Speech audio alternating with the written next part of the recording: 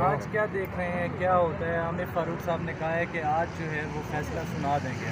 اللہ کرے فیصلہ آ ہی جائے، سنا دینا چاہیے، اور میں ہوپ فل ہوں کہ یہ آرڈر سسپینڈ ہونے والا ہی ہے۔ وہ خود ہی مان رہے ہیں کہ ہاں جی یہ آرڈر تو بغیر سنے ہی میں سسپینڈ کر سکتا تھا دوسری سائڈ کو، کیونکہ اس کے اندر اتنی غلطیاں ہیں۔ جب غلطیاں مان رہے ہو، مجھے بتائیں، جب بعد میں آج سسپینڈ کرو گے تو 22 دن جو آپ نے جیل میں رکھا اس کا کون حساب دے گا؟